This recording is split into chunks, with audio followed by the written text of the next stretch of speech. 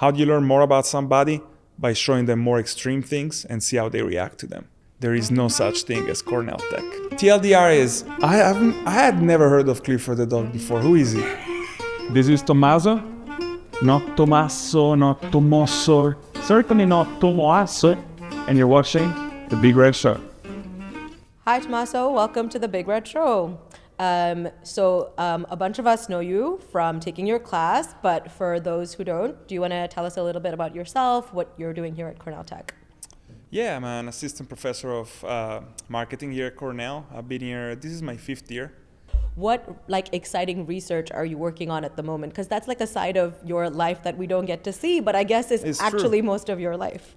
It right? is most of my life, yeah. I think something very exciting that we're doing with Omid, actually, we've been studying for a couple of years, is trying to think about how privacy is making media become more polarized. And we think it's a very it's very important unintended consequences of what's going on. So we've been working on that for 2 years now. We've presented it basically all over the world, certainly all over the US.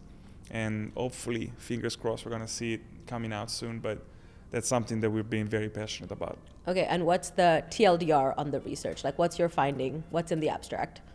TLDR is people are extremely worried about personalization and personalized algorithms, and the fact that when we know everything about consumers, we can target them and kind of change their beliefs in weird ways.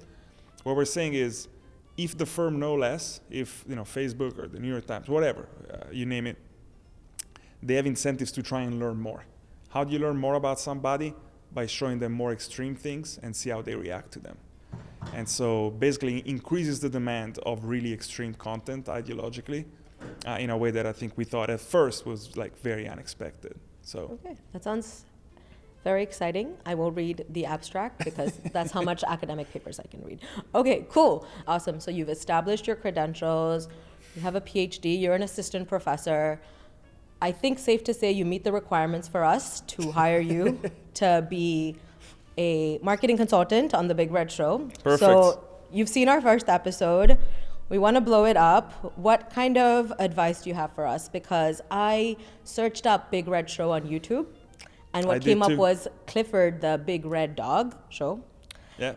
It's not great. So what advice do you have for us? I thought it was an easy fix when you told me. I looked at I added Cornell to the keywords. I was like, for sure it's gonna come up. Roosevelt Town and NYC, nothing. Okay. You're nowhere to be found. I don't know why. Okay. I wanted to watch episode 1 again. Yeah. I had to go back to your email and find it. That's how bad the SEO was. Yeah. I don't know if there's an easy fix. It was tough. Yeah. Yeah. Do you think the Clifford people are paying YouTube? Clifford the dog? Clifford the dog is paying YouTube to be higher. I had never heard of Clifford the dog before. Who is he? Is he famous? He's a big red dog. Okay. Yeah. That's the extent of he lives in a normal sized world, but he's a massive red dog. Okay. Yeah. That's who we're losing to. Yeah, okay. Pretty much. Okay. Yeah. We could use some marketing, but also maybe Cornell Tech could use some marketing advice. I know they have a team, but you're also there. What kind of advice do you have for the marketing team here? Because when I'm doing coffee chats, I want to spend a lot of time talking about Aparna and asking questions, and I end up spending a lot of time being like, here's Cornell Tech, here's what that is, here's Roosevelt Island. Yeah. How do I talk more about me? What advice do you have for the That's team? Been a struggle for many years. Many conferences. This is a little too close to home. Many conferences say, I'm at Cornell Tech. I say, what's that? It's just Cornell, but in New York. I say, I never heard of it.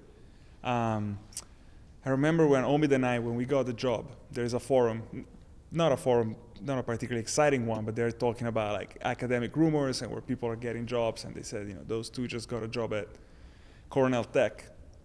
And the first comment under that says, there is no such thing as Cornell Tech. Should we be paying for SEO search results? We should pay. We should become more aggressive, I think. Okay. I think that's the bottom line. Okay. NYU, Columbia, we need to compete. Okay, yeah. Cool. We're coming for you. All right. So coming from Italy to America, what's an American thing or tradition that you kind of were really confused by at the beginning, but now you really enjoy? I think the positivity. Yeah. Italy is a very critical country, right? If someone tells you you've done very good, it means that you've done amazing. And here at first, like internalizing feedback is impossible because you know, it's everything is amazing, everything is spectacular. And when people try to tell you about a restaurant in New York, it's like, this is the best restaurant in New York City. It's like, yeah, it's probably not the best restaurant in New York City, but I'll give it a try. So when you think about kind of making the class engaging and fun, do you think of us, the students, as customers of the Cornell Tech experience? Do you think about our, like, how much time do you spend thinking like about our customer satisfaction? Or you're like, no, you're here for an education. This is a serious institution. I don't think about my students as customers, but I definitely think about my class as a product.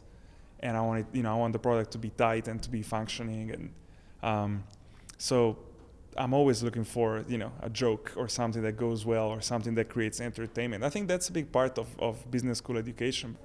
What is the hottest piece of gossip in the Cornell Tech professor community at the moment? Okay, and on that note, thank you for coming on the show. Thank you so much for having me. It was a pleasure. Thank you. Awesome.